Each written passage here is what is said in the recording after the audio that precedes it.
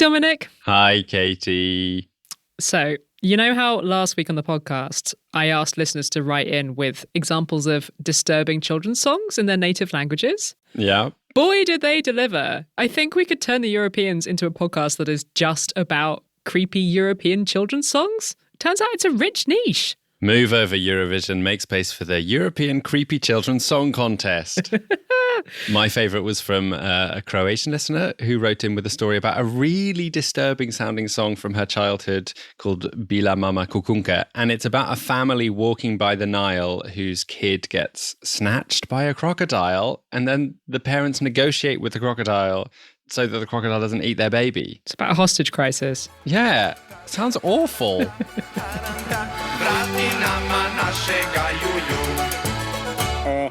My favourite one came from Hungary. It's called Katalinka Szájjel, or Fly Away Ladybug. Sounds delightful. It sounds lovely. It's one of several still popular children's songs that make references to the Ottoman occupation of Hungary, so a good, few hundred years ago.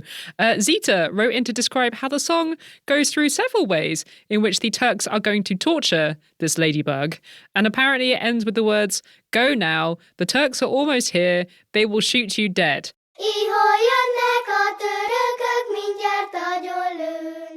Zita writes, the song is usually sung to babies and toddlers and accompanied by playfully imitating the various torture methods with the baby. My goodness. That's lovely. Racist and torturous. Honestly, these emails are making me laugh so hard just because they're so deranged. Thank you, listeners. I'm enjoying these immensely. Keep them coming. hello@europeanspodcast.com. But aside from creepy children's songs, what are we talking about this week, Dominic? Well, last weekend there was a referendum in your hometown of Paris, I believe, Katy. There was. To triple parking costs for SUVs in the city. The referendum was part of the Parisian mayor's plan to improve the air quality of this dirty city. And it got us thinking about air quality more broadly in Europe's cities. And sorry to break it to all you European city dwellers out there, but it turns out a lot of us are living in cities with very poor quality air. According to the Clean Cities campaign, 300,000 Europeans die each year due to air pollution, which is an extraordinary number. That's a figure so depressing, it feels like we should make a children's song about it. Bleak. So this week we're calling up one of those Clean City campaigners, Oliver Lord, to find out why it is so bad and what can be done to improve our air quality. That's coming up later on in the show. But first, Katy and I are going to hand out the hotly contested accolades of Good Week and Bad Week. Mm. Good Week, Bad Week. Who are you handing Good Week to this week? I'm going to give Good Week to the EU for managing to agree on a deal to send 50 billion euros in aid to Ukraine, in spite of the Hungarian Prime Minister Viktor Orban behaving like a colossal idiot head until the very last minute and threatening to veto the whole thing. I like your use of diplomatic language there. Don't know if that's allowed. Oh, well, I've said it now. I imagine we'll talk a bit more about idiot head in a minute, but this is money that really matters for the Ukrainian government, right? Yeah, for sure. So this is not money for weapons for the war. The EU's funding to help the Ukrainian military fight back against Russia has been coming out of a separate pot. This money is for keeping the country running in a more normal kind of way. It's for paying Ukrainian teachers, keeping hospitals open, paying people's pensions. And those kind of things are getting more and more difficult for the Ukrainian government to do as this brutal and very expensive war drags on.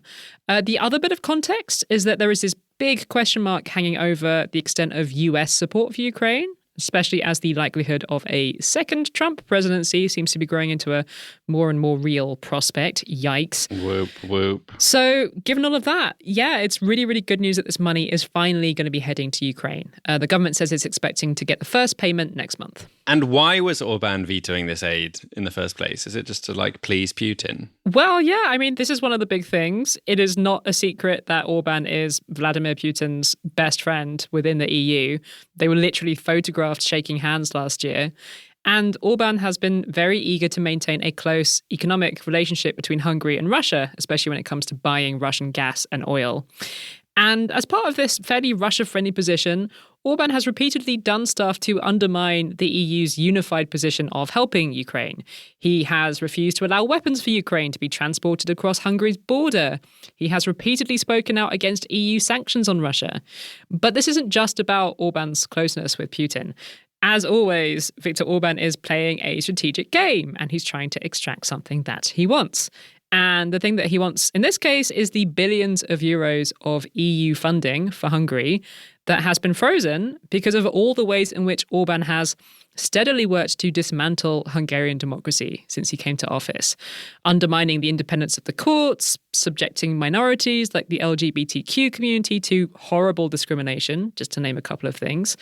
More than 30 billion euros of EU funding to Hungary was frozen in 2022. And this was seen as a really big deal at the time. It really felt like this moment when the EU was finally saying, no, you will not get away with this. The EU is a union of democracies, and you can't keep taking its money if you're going to turn your country into something that looks more and more like a dictatorship. Orban was naturally furious about this huge amount of money that his government needs being taken away from his budget. And since then, his difficult relationship with the EU has become even more difficult. And that is largely because he can use this threat of vetoing things as a bargaining chip to try and get this money unfrozen. So this 50 billion aid deal for Ukraine, Orban had actually vetoed it already back in December. And he was open at the time about the fact that he was doing it to try and get Hungary's money released. He told Hungarian state radio at the time, this is a great opportunity for Hungary to assert itself and get what it deserves. And did he do that? Did he manage to persuade the EU to give him what he wanted? No. So just to be clear, that is not what's happened here. He hasn't dropped his veto because the EU have just said, OK, we give in. You can have all of the money that's been frozen. And EU leaders have been really keen to stress that. They haven't released the fund. This is Orban backing down of his own accord. And that is why I want to give good week to the EU, really. Because let's face it, this system that we have where individual governments can veto big joint decisions, it does give Orban outsized power to get what he wants. But in this case, the rest of the EU has actually been playing pretty tough with him. Over the past couple of weeks, there's been quite a lot of unnamed European diplomats dropping hints in the media that they were thinking about triggering this thing called Article 7, which would mean kicking Hungary out of the EU voting process. So quite an extreme thing to do. There was also this weird article that you might have seen in the Financial Times a few days ago about this supposedly secret plan to tank Hungary's economy if Orban didn't back down on the Ukraine deal, which looks like it might have been strategically leaked to lay on the pressure, but who can tell? So the EU has definitely been coming back at Orban's threats with its own threats. But there does also seem to have been this more kind of friendly charm offensive happening in parallel in this effort to make Orban feel flattered and listened to. And two leaders in particular seem to have been key in getting Orban to change his mind. One of them was Emmanuel Macron. The French president seems to have been doing his usual thing of spending lots of time whining and dining a fellow leader and trying to convince them to come round to everyone else's position. Doesn't always work when Macron does this. You'll probably remember all of that time he spent hanging out with Putin before the war, which came to nothing. But I do think it's a quality that we'll miss in Macron when he's gone, this effort that he puts into getting everyone on the same page. The other leader who seems to have played a key role in getting Orban to come around is the Italian Prime Minister, Giorgia Meloni, who is, of course, probably the most prominent far-right leader in Europe right now. But weirdly, in this situation, that seems to have played in the EU's favour. Politico and some other Brussels news outlets have been quoting anonymous diplomats saying that actually the fact that Meloni has quite similar politics to Orban, that really helped her to convince him to play ball. So Meloni's also had a pretty good week, it has to be said. She's come out of this looking like a serious power broker. I thought the EU did compromise on some things. Yes. Well, officially, Orban did manage to extract some changes to the Ukraine deal so that he could walk away looking like he'd won something. But they're pretty small things. He said that he wanted the right to veto this aid deal every following year for the next 4 years. He hasn't achieved that. There might be a review of the aid deal in 2 years' time, but it might not even happen. He also won this reference in the deal to Hungary's frozen funding. It says that the EU has to be fair and impartial in the way that it assesses whether or not Hungary is in breach of the rule of law and should therefore have its funding frozen. And the Hungarian government does seem to be pleased about having that restated explicitly. But really, Orban doesn't seem to have accomplished all that much. So not that great a week for Orban then. Not a great week for Orban, and I do think this was genuinely a good week for managing to stop him from getting in the way of the EU presenting a united front on Ukraine. But, as usual, there's another way of looking at these things. And you could argue that ultimately it's not been a bad week for Orban because he succeeded yet again in making this whole thing about him. Like, he managed to drag all of these European leaders back to Brussels to vote on this aid deal that would have been approved a month ago if it wasn't for him. And everyone had to spend time listening to him and flattering him. Like, I think there was this really palpable sense of we're all wasting our time because of your posturing and game playing. So definitely a good week for the EU. But also, I think, ultimately, not a terrible week for Mr. Idiot Head. Yeah, and also, I mean, I saw a lot of people on Twitter saying, oh, Orban rolling over again, like he always does.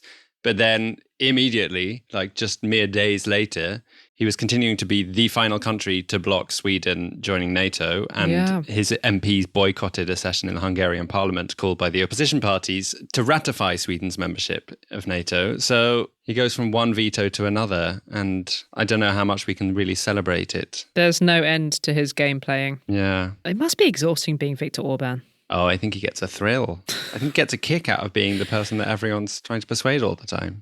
Classic narcissist. Classic narcissist.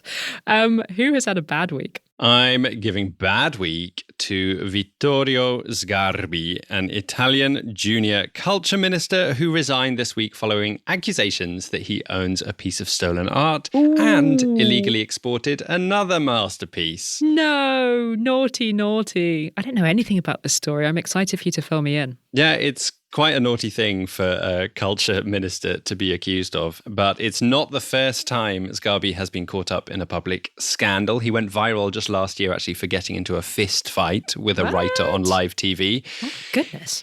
He is 71 years old. He's a famous art critic, a television personality, and a former pal of Silvio Berlusconi. He's held many political positions, and this resignation is by no means the first time he's had to step away from a political position before his term is up. Notably, he was removed as mayor of Salemi in 2012 for failing to acknowledge mafia interferences in his cabinet.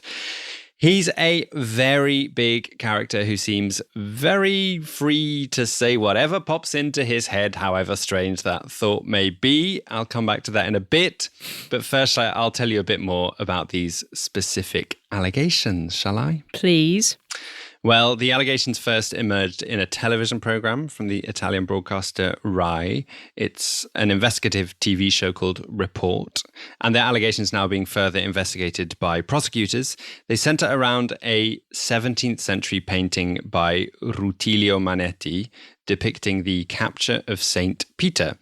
This painting was reported as stolen from a castle in 2013.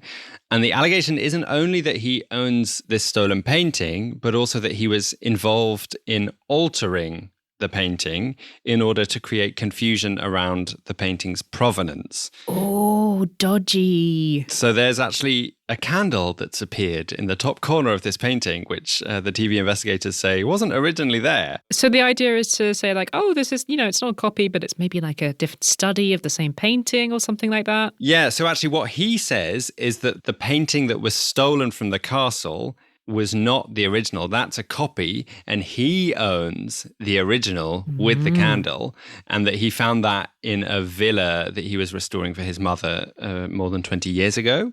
Okay. So, yeah, and there's further suspicion because the owner of the castle where the painting was stolen from said on the TV show that Sgarbi's friend visited her castle before the painting was stolen and showed a lot of interest in this specific painting and was inquiring about it and asking, oh, would it be possible to buy this off you?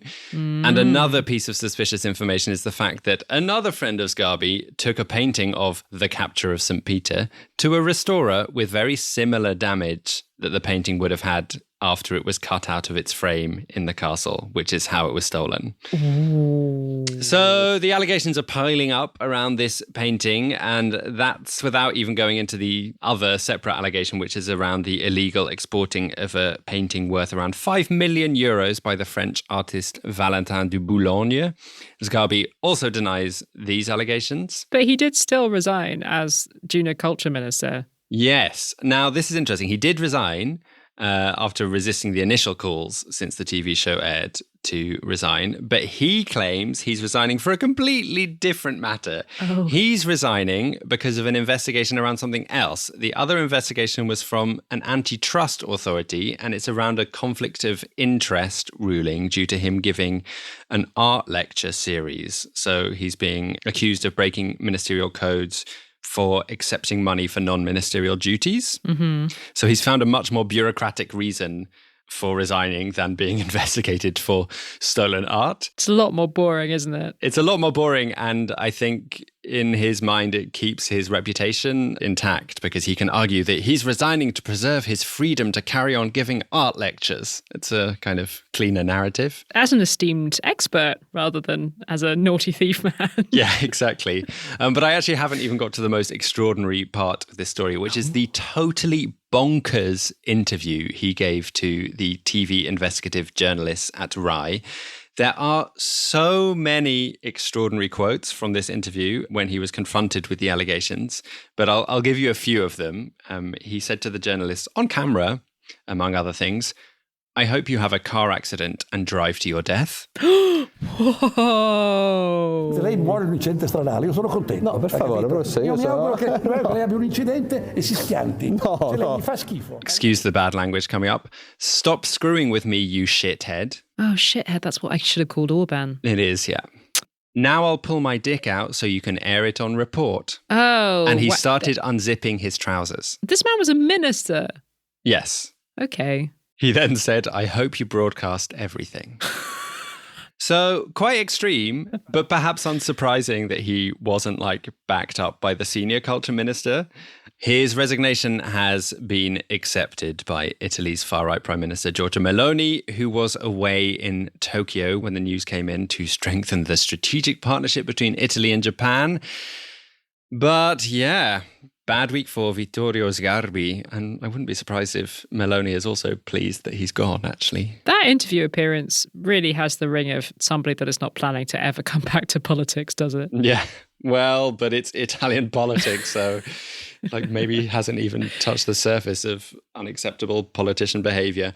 I really recommend you check out one of my favorite Twitter accounts, Crazy Ass Moments in Italian Politics. Great account. It's a really good account. You can see the whole video of this bonkers interview. Can't wait.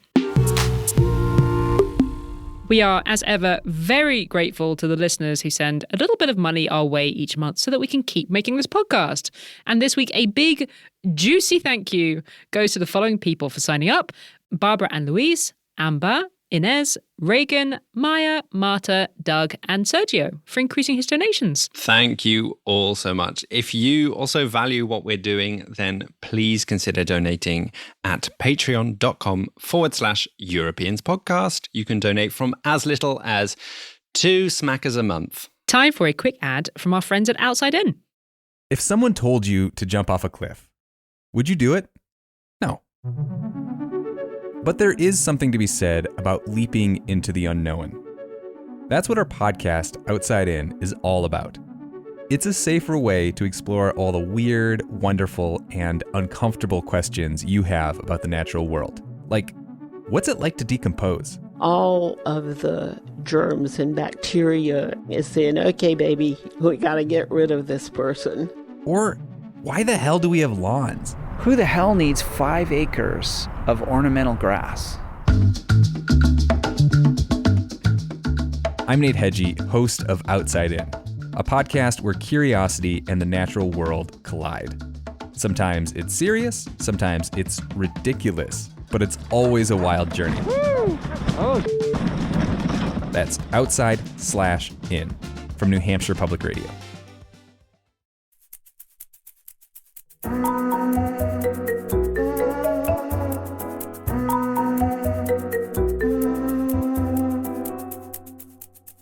So I hear you're amongst the 6% of Parisians who decided to go out and vote in this weekend's referendum. Yeah, I was. Bit of a disappointing turnout, it has to be said. Yeah. There's been a couple of these local referendums in Paris over the past year or so, and I cannot say they've been a wild democratic success. But for me, voting in France is still quite exciting because I've only been a French voting citizen for a couple of years. So I was very proud to drop my little envelope in the box and hear the election person say, "A voté, she's voted." Still gives me a little thrill. So weird they announce. It's kind of unnecessary, but it's nice. It gives a sense of occasion. But what was this referendum about? Well, the people of Paris, or 6% of them anyway, were voting on whether or not we should massively increase the parking charges for people who drive SUV cars, SUVs being sports utility vehicles, these bigger, heavier, and more polluting cars that have become super popular actually in recent years. I didn't notice before the referendum, but apparently 40% of new cars sold in France today are SUVs. Crazy, no? Crazy. So yeah, the size of the average car passing through Paris has got higher thanks to the popularity of SUVs. Some of them are not actually that big, but some of them are absolute beasts, not much smaller than the tractors that have been blocking the roads of late. But yeah, 55% of people voted to triple the parking fees for SUVs, which have bigger engines and are more polluting. So this will hopefully result in fewer SUV owners driving into town and fewer people who commute into Paris by car every day buying them in the first place. So I've been thinking a lot in the run-up to this referendum about these kind of policies and about how we can use policies to make the air cleaner in our cities. You know, I love living in the city, but especially now that I'm a parent and I am subjecting my baby to breathing in this air every day, it's really on my mind. Like, how can we fix this? So this week we wanted to talk to someone about how we fix this. How can we use policies to get cleaner air for our cities? And producer Wojciech knew of the perfect people to ask about this, the Clean Cities campaign. They're a group who campaign for cleaner city transport across Europe. And we spoke to their UK campaign chief, Oliver Lord.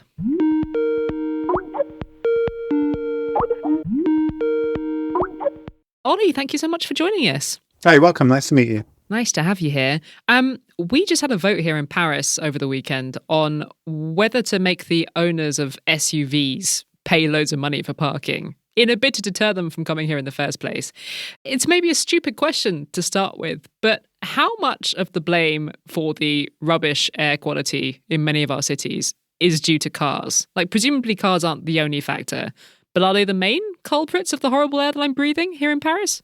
Yeah, well, you're definitely not breathing very nice air in Paris. And in fact, most of the major cities across Europe, and many of them actually still breach legal limits that were meant to be met back in like 2010, believe it or not. So here where I am in London, we're still breaching it. Paris is monstrous. And Milan as well is another big culprit. There's obviously a lot of science to throw at this. You know, it kind of depends on the type of pollutant you're talking about. So broadly speaking, in the cities especially, there's like two that we're really bothered about. One's called nitrogen dioxide, which is this transparent gas. And then there's particulate matter, which in a nutshell is like really tiny particles that are so small that they can get into your bloodstream. And there's different sources of that pollution. Ultimately, you can kind of boil a lot of it down to let's just stop burning things.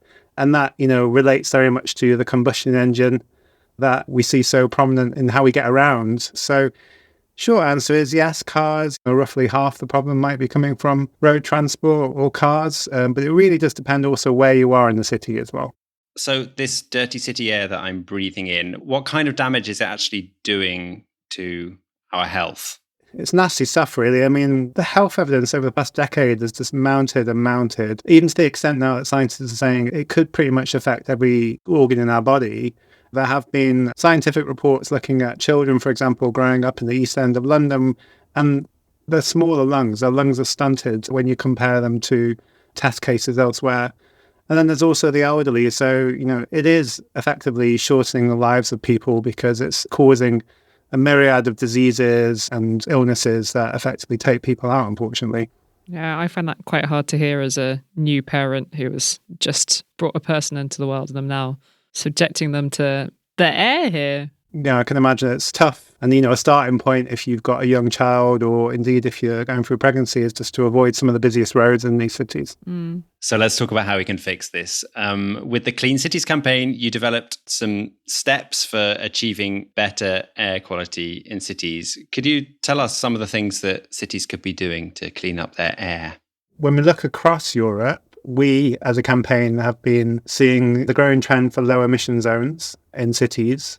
In fact, we estimate there'll be roughly about 500 of them in the next couple of years, which is quite remarkable.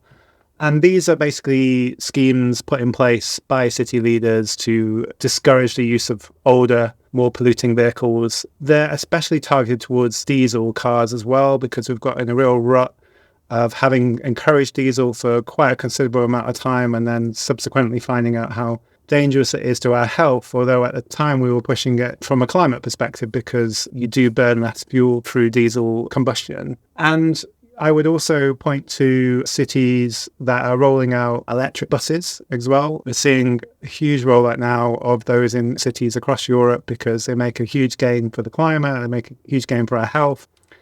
And I would also throw in just helping people to be able to cycle and walk around their cities much more than we ever have done before, making it safe, convenient. At the same time, then you get cleaner air, and it kind of starts to be in a self-fulfilling prophecy of cleaner air. More people cycle, more people enjoy it, everyone's healthier, Can I just ask you to expand on the low emission zones a bit? Like, how does that work? Is it about making those cars pay more to be in the middle of the city? Yeah, that's exactly right. It kind of depends on which city you're in. So, for example, in London, there's actually a couple of tiers of like what you'd have to pay, like kind of the polluter pays principle. So because you're driving a more dirty car, you're going to have to pay towards social and economic costs of that. And then in other cities, they kind of go a bit more hardline and they're kind of like just none of these cars are allowed and you'd have to pay quite a significant fine if you caught in the zone. And they've gradually got bigger over time and the standards have gradually got tighter to the extent that, in fact, in Amsterdam, Dominic, eventually they're talking about a zero emission zone. So you can only actually drive vehicles that don't have any combustion engines at all. Yeah, it's a big debate. We'll see if it happens. We probably will eventually. It'll have to. I mean, we've seen in Paris previously the huge difference that local politicians can make to life in a city by changing their transport policies and the infrastructure around Paris. So, for example, down by the River Seine, there used to be this huge, horrible road, and the mayor turned it into what is now this lovely pedestrian area where people get to walk and run and hang out and play music instead of breathing in car fumes. Do you have a particular favorite example of like a specific city policy that's been brought in and made that city feel a lot cleaner and more enjoyable? Well, I'm afraid you've just kind of taken it from me. I do love that. I do love going along the Seine, and it's just inspirational, isn't it? That like we built all these urban motorways in the 1960s, and there was quite a bit of pushback, thankfully, because I think things would have been even a lot worse. And if we think about that example in Paris, it started off effectively as a trial with like car-free days, and then sort of looked to New York, and that's another one for me, like the summer streets principle they have there, where they start to close down parts of Broadway and stuff, and people can cycle and walk around without any cars. That kind of inspired Paris, and Paris potentially inspired New York as well. And then most recently, I think of Budapest and what is known as the Chain Bridge, which it was a very old bridge in the city. It kind of unites the two parts of the city. And it had to be closed for sort of engineering works and all that sort of stuff. But there was a huge campaign just to basically keep it shut. This is the place that everyone wants to be and loves. Why do we have all this traffic funneling along it? And I'd recommend Googling that one as a case study, because I'm hoping that we'll take some inspiration from Budapest here in London, because we've got the same issue in London now. London's bridges are falling down and we're having to do something about it. And, frankly, there isn't a blank check to fix them all. So we're going to have to think about some other routes.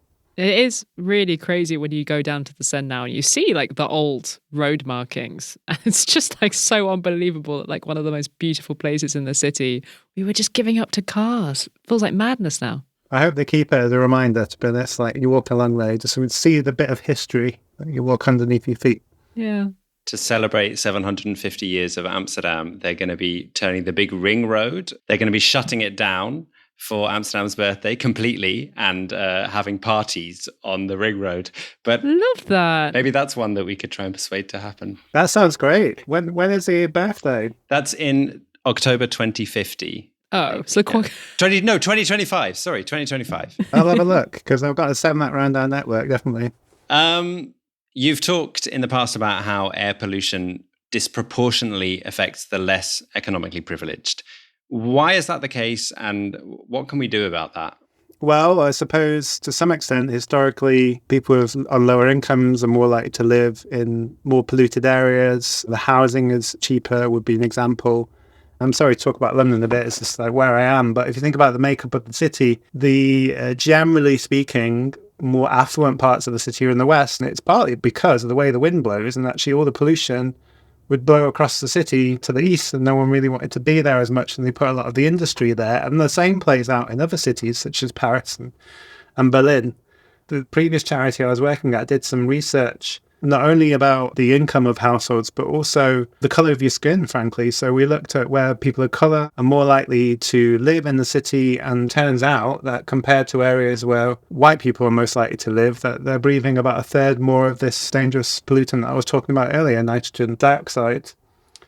And then there's also, we have to think about, who's the most vulnerable when it comes to air pollution as well, and it's children and it's the elderly. And I would put those in this sort of social injustice bracket, because the kids and the elderly are not the ones that are kind of causing all this pollution in the first place, and they have very little say in the matter as well. I'm afraid, Katy, your kid couldn't go out and vote in the Paris referendum last night, but I'm sure they'd love to. Yeah, and it was quite interesting. There was quite a sharp east-west divide in terms of the west of Paris voted very pro-car, and over here in the more polluted east, people were much more in favour of making the SUVs pay loads of money for parking.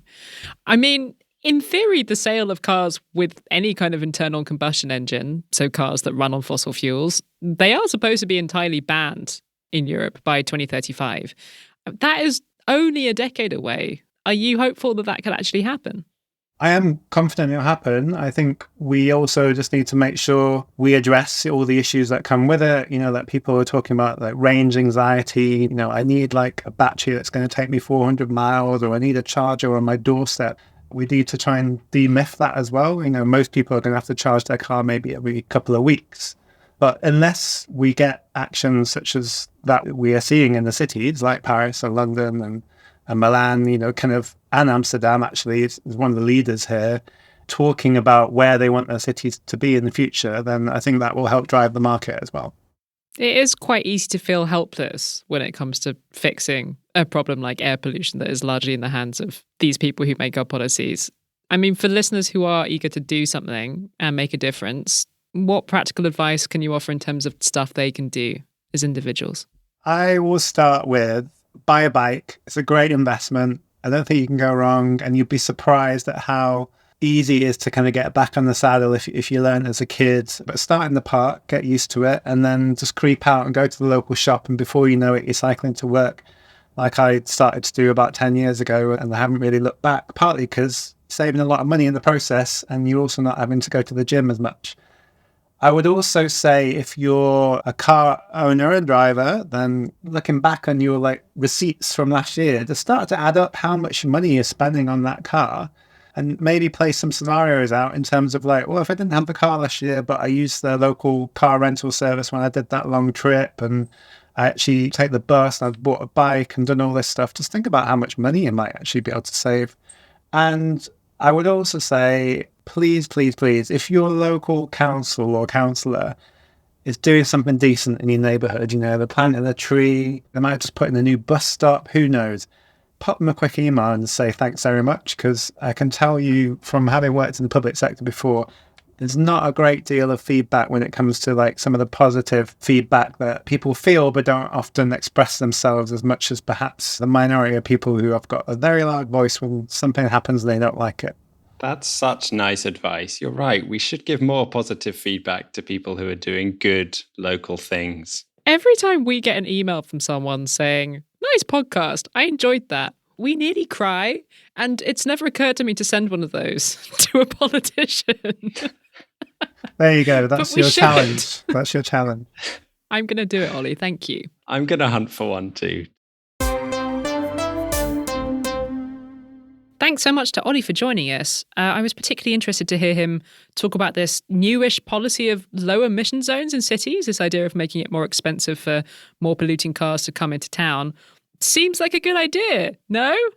Yes, and I think it's a great idea. I'm totally behind low emission zones. But as you are hinting at, I've had some personal beef with London's low emission zone. My family recently received 2 fines for driving around London with our Dutch car that is compliant to the ultra low emission zone, but we received fines in total for €7,000. What did your father-in-law say when he got that letter? Well, I think, as you can understand, there's like quite a lot of anxiety and stress for quite a long time when you receive a fine for €7,000. Knowing that you don't deserve that fine, right? Well, at the time we didn't know. We were a bit confused because the information is so vague in the letter we received. I actually thought it was phishing when I first got it because it was like weirdly, it had the Transport for London logo, but it didn't say Transport for London anywhere. And it like was telling us to pay money to an account in Germany. Okay. So it was really weird. We eventually worked out our car was definitely compliant, as we had worked out when we were driving around, but we were being fined because we hadn't registered our car into Transport for London's system, which is something you should do 2 weeks before driving to London. If you have a European car, that's a public service announcement for everyone. But €7,000 is a huge fine for not having registered your car in something that wasn't really clear we had to register in. Yeah. And yeah, it caused a huge amount of stress, and it's become quite a big news story because it's being reported by The Guardian that hundreds of thousands of EU-based vehicles have been fined like this. And that with finding these people and getting all these vehicles' addresses, there may have been an enormous data protection breach. So Transport for London and the debt collectors, Euro Parking Collection, might be in some trouble, and they're being accused of treating European drivers in London as cash cows. Anyway, I thought it was worth mentioning as a reminder that, yes, this is a great policy idea for air quality, and I'm really behind it, but policymakers need to be careful how they implement these policies and don't make it so that it's going to ruin people's lives, because we spent weeks being stressed about this and not knowing whether our appeal was going to work. The fines were eventually dropped, but I bet some people paid because the letter was quite threatening. And that makes me so sad and angry that they would use this policy, which has such good and important reasons behind it, and not use it responsibly. So yeah, make sure you register your car with Transport for London before driving there if you're driving from Europe. And Transport for London, please do better. Get it together, Transport for London.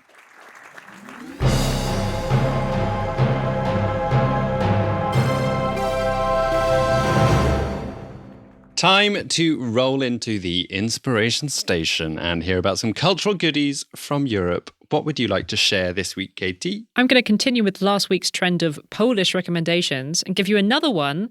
This recommendation comes from Davide, and it's for a novel this time, Mrs. Moore Goes Missing by Maryla Simiczkowa. Interestingly, Simiczkowa is not a real author. She is the pen name of 2 gay men who write crime novels together, a married couple. And we actually interviewed half of this couple on the podcast a few years ago, Jacek Denel. Oh, yeah. Yeah, but it wasn't really an interview about his books. We did ask a question about what it's like to write jointly with your husband, but the interview was mostly about LGBT rights in Poland. So I'm very happy a good few years later to feature a recommendation for one of Jacek's books because Davide happens to have really enjoyed it recently. He goes so far as to say he is obsessed with it, in fact. Davide says Mrs. Moore Goes Missing is a classic murder mystery novel set in end of 19th century Poland. The sleuth is a haughty woman belonging to the middle class, and it is so refreshing and new in that she is not instantly likable. She struggles with her ambitions and purpose in life as a childless woman in such a traditional society. And eventually she succeeds and finds satisfaction.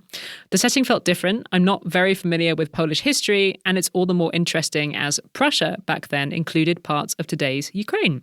I've heard nothing but good things about these murder mysteries. There's also a second novel in the series available in English. So thank you so much, Davide, for the reminder to put these back on my reading list. The first one is called Mrs. Moore Goes Missing. Sounds great. What have you been enjoying? Well, I don't know if this counts as culture, but I'm going to go with it anyway. I've been enjoying some coverage of the single most important election that takes place in 2024, the European Tree of the Year Award. Oh, I love this every year. So have they actually finished voting yet? No, voting is now open in the election and stays open until February the 22nd. Mm-hmm. I haven't voted yet, but I'm considering endorsing the candidate from Latvia, the Kanepju oak, which is the second largest oak in the Baltics. And it's still going strong despite having been split in half by lightning at one point. Oh, love a survival story. I really recommend you head to treeoftheyear.org and browse through the superb selection of tree finalists and vote. I'm just on the website now, and it says the European Tree of the Year is back in 2024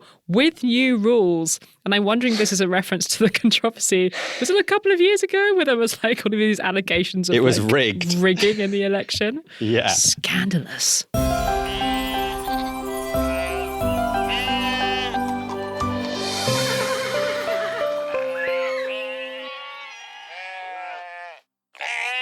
My happy ending this week comes from Scotland, where the Public Health Department revealed some amazing results from a study into their vaccination programme against HPV, or the human papillomavirus.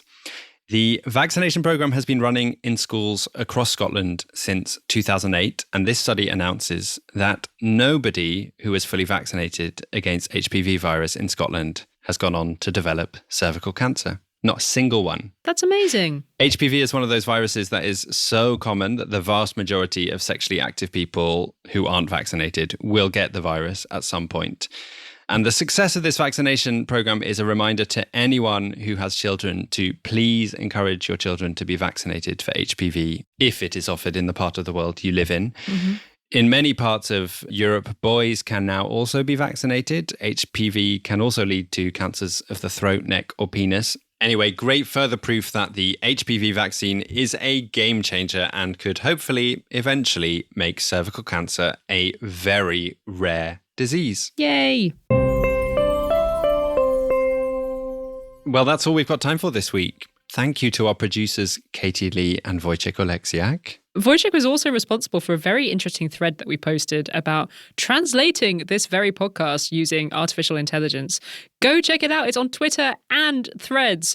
Speaking of which, I would like to thank the generous people who have come and hung out with me on Threads so that I'm no longer alone there. I think there's about 4 of us now. Whoop. Interestingly, Francesca, who was listening from Italy, she told me that Threads has already been and gone in Italy. Like it was a thing, but it's over already. Oh, really? You missed the boat. Come back, Italians. It won't be a party without you. You can also find us on Instagram, where we've been pretending to be influencers the last few weeks.